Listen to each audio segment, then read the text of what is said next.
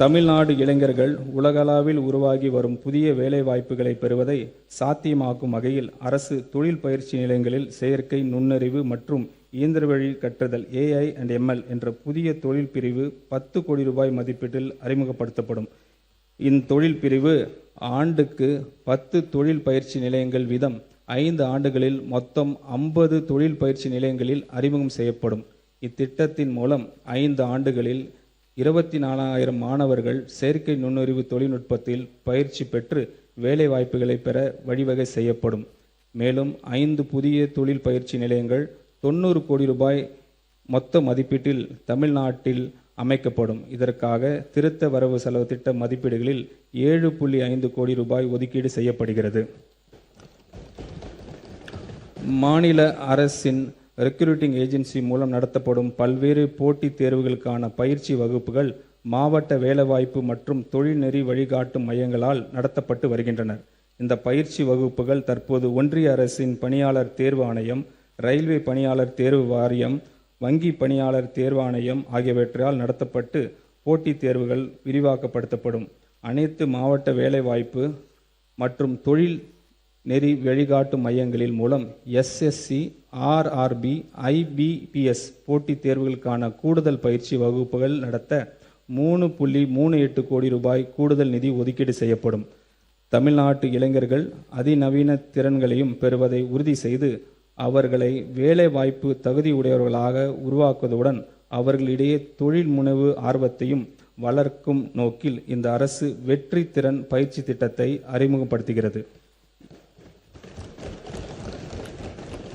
இத்திட்டத்தின் கீழ் நடப்பாண்டில் 12 லட்சம் கல்லூரி மாணவர்களுக்கு 1 லட்சம் வேலையில்லாத இளைஞர்களுக்கு தொழில்துறை தேவைக்கு ஏற்ப திறன் பயிற்சிகள் வழங்கப்படும். மேலும் அரசு மற்றும் தனியார் தொழில் நிறுவனங்களுடன் இணைந்து முதற்கட்டமாக 20,000 இளைஞர்களுக்கு பணியிட பயிற்சி வழங்கப்படும். இந்த பணியிட பயிற்சி காலத்தில் பட்டதாரிகளுக்கு தொழிற்கல்வி தகுதி பெற்றவர்களும் மாத உதவித்தொகை வழங்கப்படும். நிரந்தர வேலைவாய்ப்பு இல்லாத குடும்பங்களை சார்ந்த இளைஞர்களுக்கு இத்திட்டத்தின் முன்னுரிமை வழங்கப்படும். இத்திட்டத்தின் செயல்படுத்துவதற்காக 150 கோடி ரூபாய் நிதி ஒதுக்கீடு செய்யப்படுகிறது. செயற்கை நுண்ணறிவு எதிர்கால பொருளாதார வளர்ச்சியும் டெக்னாலஜி இனோவேஷனுக்கு முக்கிய சக்தியாக இந்த டிஜிட்டல் மாற்றத்தில் தமிழ்நாட்டை முன் அணியில் நிலைநிறுத்திட நமது அரசு உறுதி பூண்டுள்ளது. இந்த தொழில்நுட்ப புரட்சியின் முதன்மை பயனாளிகளாக நமது இளைஞர்கள் இருப்பதை உறுதி செய்யும் வகையில் AI இண்டஸ்ட்ரி டெவலப்மெண்ட் புரோகிராம் தொடங்கப்படும் என்பதை நான் இங்கு மகிழ்ச்சியுடன் தெரிவித்துக் கொள்கிறேன். இத்திட்டத்தின் கீழ் உயர்கல்வியின் பல்வேறு நிலைகளுக்கு ஏற்ப தனித்துவமான செயற்கை நுண்ணறிவு பாடத்திட்டங்களை வடிவமைக்க கல்வியாளர்கள் மற்றும் தொழில்துறை முன்னோடிகள் கொண்ட நிபுணர் குழு ஒன்று அமைக்கப்படும். IIT மெட்ராஸ் உள்ளிட்ட நாட்டின் முன் அணி எஜுகேஷனல் இன்ஸ்டிடியூஷனின் நோக்கம் சார்ந்த உலக தரத்திலான நவீன பயிற்சி உள்கட்டமைப்புகளையும் பயன்படுத்தி 2031ஆம் ஆண்டுக்குள் பொறியியல் கல்லூரிகள், பாலிடெக்னிக் கல்லூரிகள் மற்றும் தொழில் பயிற்சி நிலையங்களில் பயிலும் 5 லட்சம் இளைஞர்களுக்கு செயற்கை நுண்ணறிவு திறன் பயிற்சி அளித்து உலக தரத்திலான ஆற்றல் மிக்க மனிதவளத்தை உருவாக்க நமது அரசு இலக்கு வைத்திருக்கிறது. AI, ரொபோட்டிக்ஸ் மற்றும் பிற வளர்ந்து வரும் தொழில்நுட்பங்கள் உலக மாற்றி அமைத்து வரும் சூழலில் இந்த தொலைநோக்க பார்வையை செயல்படுத்தும் விதமாக செயற்கை AI, ரொபோட்டிக்ஸ், வெப் டூல்ஸ் குறித்து அறிவுக்கான தமிழ்நாட்டு பள்ளி திட்டம் தமிழ்நாடு ஸ்பார்க் எக்ஸ்டெண்டட் செய்யப்பட்டுள்ளது. இத்திட்டம் தற்போது உள்ள 5,000 அரசு பள்ளிகளில் இருந்து கூடுதலாக 2,600 பள்ளிகளுக்கு 2026-27ஆம் ஆண்டில் எக்ஸ்டெண்ட் செய்யப்படும். புதிதாக மறுசீரமைக்கப்பட்ட 3 நிலைகளை கொண்ட கட்டமைப்பின் கீழ் 6 முதல் 8ஆம் வகுப்பு வரையிலான மாணவர்களுக்கு இந்த துறை சார்ந்த அடிப்படை பாடங்கள் அறிமுகப்படுத்தப்படும்.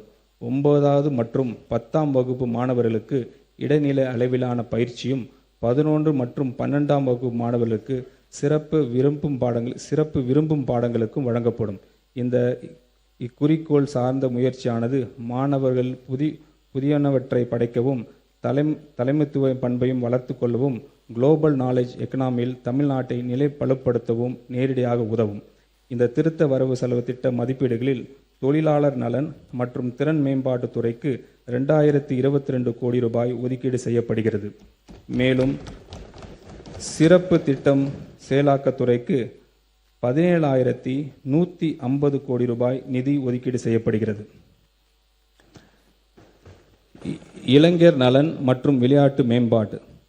சமூக தீமைகளுக்கு எதிராக நமது வலுவான ஷீல்டாக ஒரு துடிப்பான விளையாட்டு பண்பாடு திகழ்கிறது.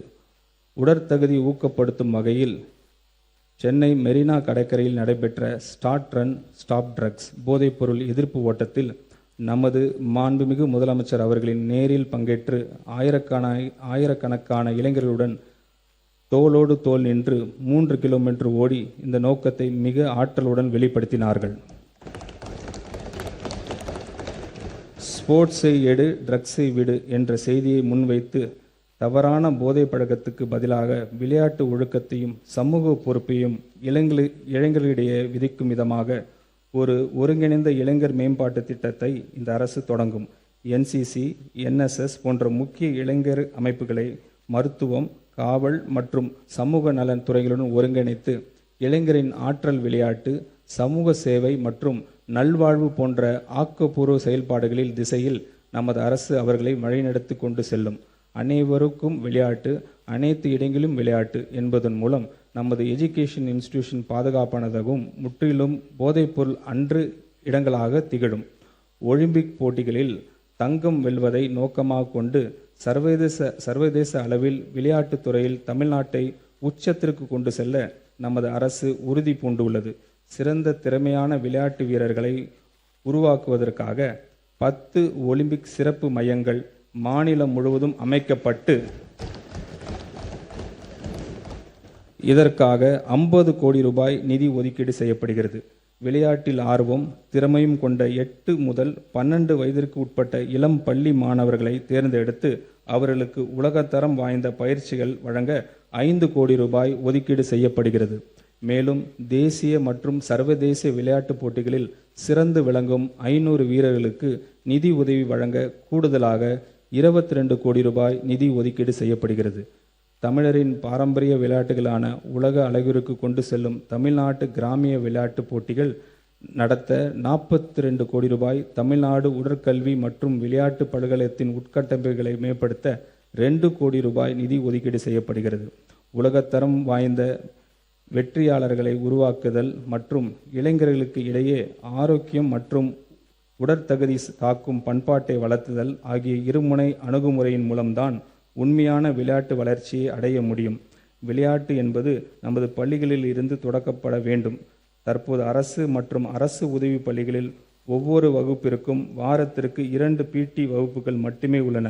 இந்த நிலையை மாற்றப்பட்டு பள்ளி நேரத்துக்கு பிறகு தினமும் 1 மணி நேரம் முறைப்படுத்தப்பட்ட விளையாட்டு மற்றும் உடற்பயிற்சி செயல்பாடுகள் அறிமுகப்படுத்தப்படும். இந்த திட்டத்திற்கு தேவையான ஸ்போர்ட்ஸ் எக்யூப்மெண்ட்ஸ் மற்றும் வசதிகள் அனைத்தும் அரசு மற்றும் அரசு உதவி பெறும் பள்ளிகளுக்கு வழங்கப்படும். இது மாணவர்களின் உடற்தகுதி, சிந்தனை திறன் வளர்ச்சி, கூட்டு செயல்பாடு மற்றும் ஒழுக்கத்தை வலுப்படுத்துவதுடன் மாநில, தேசிய மற்றும் சர்வதேச அளவில் சாதனை படக்கூடிய திறமை கொண்டவர்களை கண்டறிவதற்கு வழிவகுக்கும். மேலும் விளையாட்டு பொதுமக்களுக்கு கொண்டு சேர்க்கும் வகையில் அனைத்து ஊராட்சி ஒன்றியங்கள் மற்றும் நகர்ப்புற உள்ளாட்சி அமைப்புகளின் நெய்பர்ஹுட் ஸ்போர்ட்ஸ் ஃபெசிலிட்டிஸ், சிறிய உடற்பயிற்சி கூடங்கள் மற்றும் ஸ்போர்ட்ஸ் காம்ப்ளெக்ஸ் உருவாக்கப்படும். இளைய தலைமுறையினர் ஒவ்வொருவருக்கும் தங்களுடைய வீட்டிலிருந்து நடக்கும் தூரத்தில் விளையாடுவதற்கான உட்கட்டமைப்பு வசதியை உருவாக்குவதன் மூலம் ஆரோக்கியமான, சுறுசுறுப்பான மற்றும் ஒழுக்கமிக்க தலைமுறையை நாம் உருவாக்குவோம். இந்த திருத்த வரவு செலவு திட்ட மதிப்பீடுகளில் இளைஞர் நலன் மற்றும் விளையாட்டு மேம்பாட்டுத் துறைக்கு 1051 கோடி ரூபாய் ஒதுக்கீடு செய்யப்படுகிறது. சமூக நீதி. சொல் அல்ல முக்கியம், செயல் செயல் செயலே முக்கியம் என்று முழங்கியவர் நமது மாண்புமிகு தமிழ்நாடு முதலமைச்சர் அவர்கள். அதனை சமூக நீதித்துறையின் செயல்பாட்டில் காட்டி வருகிறார். புகழ்பெற்ற சர்வதேச பல்கலைக்கழகங்களில் உயர்கல்வி பயிலும் மாணவர்கள் பயனடையும் வகையில் செயல்படுத்தப்படும் அண்ணல் அம்பேத்கர் அயல்நாட்டு கல்வி உதவித்தொகை திட்டத்தின் மூலம் ஒரு மாணவருக்கும் ஒரு மாணவருக்கு அதிகபட்சமாக 36 லட்சம் ரூபாய் வரை உதவித்தொகை வழங்கப்படுகிறது.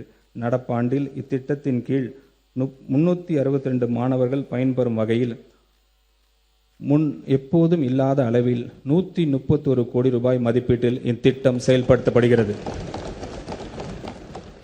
ஆதி திராவிடர் மற்றும் பழங்குடியின மக்களின் வாழ்வாதாரத்தை உயர்த்துவதையும் நிலையான வளர்ச்சியும் உறுதி செய்ய வெற்றி தொழில் முனைவோர் திட்டம் செயல்படுத்தப்படும். இத்திட்டத்தின் மூலம் பயனாளிகள் மொத்த திட்ட செலவில் மூலதன மானியம், வட்டி மானியம் பெற ஏதுவாக நடப்பு நிதி ஆண்டில் இத்திட்டத்திற்காக 75 கோடி ரூபாய் நிதி ஒதுக்கீடு செய்யப்படுகிறது.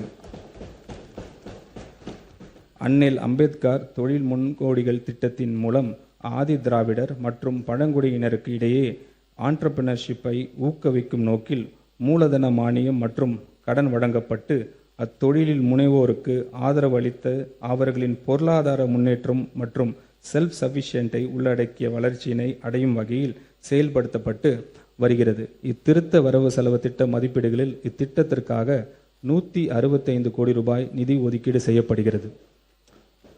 ஆதி திராவிடர் மற்றும் பழங்குடியின பெண் விவசாய தொழிலாளர்களை லேண்ட் ஓனர்ஸ்களாக மாற்றும் நோக்குடன் மண்ணின் மகள் திட்டம் செயல்படுத்தப்படும். இத்திட்டத்தின் கீழ் பயனாளிகளுக்கு விவசாயம் செய்ய திட்ட தேவையான நவீன தொழில்நுட்ப பயிற்சி வழங்கப்படும். திருத்த வரவு செலவு திட்ட மதிப்பீடுகளில் இத்திட்டத்திற்காக 20 கோடி ரூபாய் நிதி ஒதுக்கீடு செய்யப்படுகிறது.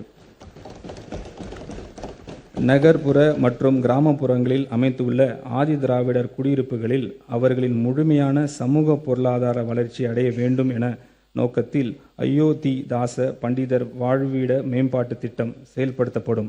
ஆதி திராவிடர் குடியிருப்புகளில் அடிப்படை உட்கட்டமைப்புகளை விரிவாக மேம்படுத்துவதிலும் மக்களின் வாழ்க்கை தரத்தை உயர்த்துவதிலும் இத்திட்டம் முழுமையாக கவனம் செலுத்தும். திருத்த வரவு செலவு திட்ட மதிப்பீடுகளில் இத்திட்டத்திற்காக 300 கோடி ரூபாய் நிதி ஒதுக்கீடு செய்யப்படுகிறது. பழங்குடியினர் குடியிருப்புகளில் வீடுகள், சாலைகள், குடிநீர், தெருவிளக்குகள், வாழ்வாதார திட்டங்கள், சுகாதார கட்டமைப்புகள், கல்வி நலன் சார்ந்த உதவித்தொகை திட்டங்கள், பள்ளி மற்றும் விடுதி மேம்பாட்டு உள்ளிட்ட அடிப்படை வசதி மேம்படுத்தும் நோக்கத்தில் ஆன்றோர் மேம்பாட்டு திட்டம் செயல்படுத்தப்படும். இத்திட்டத்தின் கீழ் நடப்பு நிதி ஆண்டில் 250 கோடி ரூபாய் ஒதுக்கீட்டில் பழங்குடியினர் குடியிருப்புகளில் உட்கட்டமைப்பு வசதிகள் மேம்படுத்தப்படும். ஆதி திராவிடர்களுக்கான சிறப்பு கூறுகள் திட்டத்தின் கீழ் 25,225 கோடி ரூபாய், பழங்குடியினருக்கு துணை திட்டத்தின் கீழ் 2079 கோடி ரூபாய் ஒதுக்கீடு செய்யப்படுகிறது. இத்திருத்த வரவு செலவு திட்ட மதிப்பீடுகளில் சமூக நீதித்துறைக்கு 3,937 கோடி ரூபாய் ஒதுக்கீடு செய்யப்படுகிறது.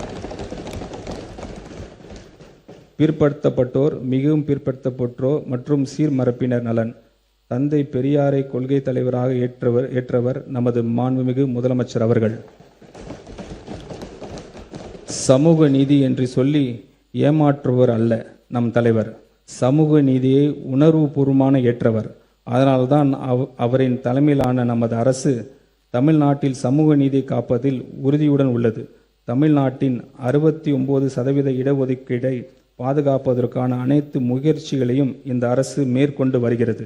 பிற்படுத்தப்பட்டோர், மிகவும் பிற்படுத்தப்பட்டோர் மற்றும் சீர்மரப்பின மாணவர்கள் பள்ளி கல்வி மற்றும் உயர்கல்வி எந்தவித தடையும் இல்லாமல் தொடர்ந்திட 372 கோடி ரூபாய் பள்ளி படிப்பு மற்றும் பள்ளி மேற்படிப்பு கல்வித்தொகையாகவும் 77 கோடி ரூபாய் 7.5% இடஒதுக்கீட்டின் கீழ் மருத்துவம் மற்றும் பல் மருத்துவம் பயிலும் மாணவர்களின் கல்வி கட்டணத்திற்கு 13.41 கோடி ரூபாய் கல்வி டிராப் அவுட்ஸ் தவிர்க்கும் பொருட்டு மாணவிகளுக்கு வழங்கும் ஊக்கத்தொகையாகவும் திருத்த வரவு செலவு திட்ட மதிப்பீடுகளில் நிதி ஒதுக்கீடு செய்யப்படுகிறது. சிறுபான்மையினர் நலன். மதசார்பற்ற சமூக நீதி அரசாகவும் சிறுபான்மையினரின் உரிமைகளை பாதுகாப்பதில் ஒரு முன்னோடி மாநிலமாகவும் தமிழ்நாடு திகழும். சிறுபான்மையினர் மாணவர்களுக்கு கல்வி உதவித்தொகையின் இந்த அரசு தொடர்ந்து வழங்கும். தமிழ்நாடு மாநில ஹஜ் கமிட்டி மூலம் முதல் முறையாக புனித ஹஜ் பயணம் மேற்கொள்ளும் பயணிகளுக்கு வழங்கப்படும் 25,000 ரூபாய் மானியம் நமது அரசால் 35,000 ரூபாயாக உயர்த்தப்படும். கிறிஸ்துவ மற்றும் முஸ்லிம் மகளிர் உதவி சங்கங்கள் 1.05 கோடி ரூபாய் ஒதுக்கீட்டில் கூடுதலாக துவக்கப்படும். மேலும் கபர்ஸ்தன்ஸ், கல்லறை தோட்டங்கள் உட்கட்டமைப்பினை மேம்படுத்துவதற்காக திருத்த வரவு செலவு திட்ட மதிப்பீடுகளில் 34 கோடி ரூபாய் நிதி ஒதுக்கீடு செய்யப்படும். சிறுபான்மையினரை பாதுகாப்பதிலும் அவர்களின் நலன்களிலும் நமது மாண்புமிகு முதலமைச்சர் அவர்கள் தலைமையிலான அரசு ஒருபோதும் சமரசம் செய்து கொள்ளவே செய்யாது. இந்த திருத்த வரவு செலவு திட்ட மதிப்பீடுகளில் பிற்படுத்தப்பட்டோர், மிகவும் பிற்படுத்தப்பட்டோர் மற்றும் சிறுபான்மையினர் நலனுத்துறைக்கு 1700 கோடி ரூபாய் ஒதுக்கீடு செய்யப்பட்டுள்ளது. மாற்றுத்திறனாளிகள் நலன், welfare of differently abled person. மாற்றுத்திறனாளிகள் மகத்தான திறனாளிகளாக நம்முடைய மாண்புமிகு முதலமைச்சர் அவர்கள் மனதார எண்ணுகிறார். பிறப்புக்கும் எல்லாம் உயிருக்கும் என்ற நமது அரசின் சமத்துவ கொள்கையின் அடிப்படையில் மாற்றுத்திறனாளிகளின் உரிமைகள், சமத்துவம் மற்றும் சமூக பாதுகாப்பு உறுதி செய்வதில் பிற மாநிலங்களுக்கு முன்னோடியாக தமிழ்நாடு திகழ்ந்து வருகிறது. தற்போது சப்போர்ட் எக்யூப்மெண்ட்ஸ் வழங்கும் திட்டத்தில் இடம்பெறாத செயற்கை நுண்ணறிவு சார்ந்த நவீன சப்போர்ட் எக்யூப்மெண்ட்ஸ்களை sports prosthetic leg, myo electric signal மூலம் செயல்படும் upper limb prosthesis, other high end assistive devices including cochlear implant batteries வாங்குவதற்காக அதன் விலையில் 50% அல்லது அதிகபட்சம் 30,000 ரூபாய் வரை நிதி உதவி வழங்கப்படும். தஞ்சாவூர், திருவண்ணாமலை, சேலம், கடலூர் மற்றும் விருதுநகர் மாவட்டங்களில் அறிவுசார் குறைபாடு உள்ளவர்களுக்கான அரசு நிறுவனங்கள் நம்பிக்கை இல்லம் என்ற பெயரில் அமைக்கப்படும். இந்த நிறுவனங்களின் 3 வயது மற்றும் அதற்கு மேற்பட்ட குழந்தைகளுக்கு சிறப்பு கல்வி, ஆரம்ப கல்ல பயிற்சி சேவைகள், மறுவாழ்வு மற்றும் தொழில் பயிற்சி வழங்கப்படும். தொடக்க நிலையில் ஒவ்வொரு நிறுவனமும் 50 மாணவர்கள் பயிலும் பகல் நேர பள்ளியாக செயல்பட்டு பின்னர் தங்குமிடம் வசதியுடன் கூடிய நிறுவனமாக மேம்படுத்தப்படும். இதற்காக திருத்த வரவு செலவு திட்ட மதிப்பீடுகளில் 4 கோடி ரூபாய் நிதி ஒதுக்கீடு செய்யப்படுகிறது. இந்த திருத்த வரவு செலவு திட்ட மதிப்பீடுகளில் மாற்றுத்திறனாளிகள் நலன்துறைக்கு 1485 கோடி ரூபாய் ஒதுக்கீடு செய்யப்பட்டுள்ளது. சமூக நலன் மற்றும் மகளிர் மேம்பாடு. தமிழ்நாட்டில் உள்ள அனைத்து பெண்களுக்கும் அண்ணனாகவும் தம்பியாகவும் இருந்து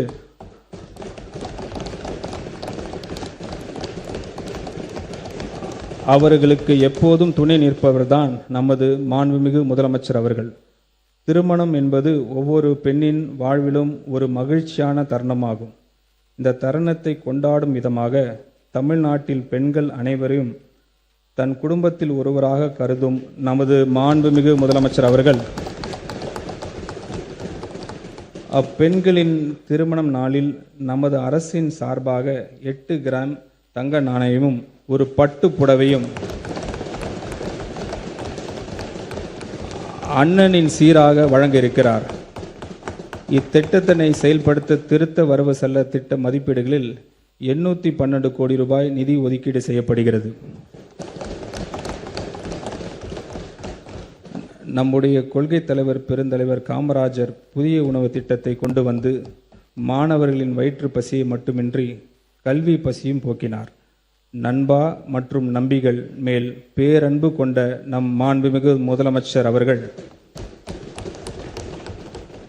முதலமைச்சரின் காலை உணவு திட்டத்துக்கு பெருந்தலைவர் காமராஜர் காலை உணவு திட்டம் என பெயர் வைத்து பெருந்தலைவருக்கு பெருமை சேர்த்துள்ளார். 6ஆம் வகுப்பு முதல் 8ஆம் வகுப்பு வரை அரசு மற்றும் அரசு உதவி பெறும் பள்ளி மாணவர்களுக்கு இத்திட்டத்தினை மாண்புமிகு முதலமைச்சர் அவர்கள் விரிவுபடுத்தியுள்ளார். தந்தை பெரியாரின் பிறந்த நாளான செப்டம்பர் திங்கள் 17ஆம் நாள் முதல் செயல்படுத்தப்பட உள்ள இத்திட்டத்தின் மூலம் கூடுதலாக 15,414 பள்ளிகளில் பயிலும் 15.14 லட்சம்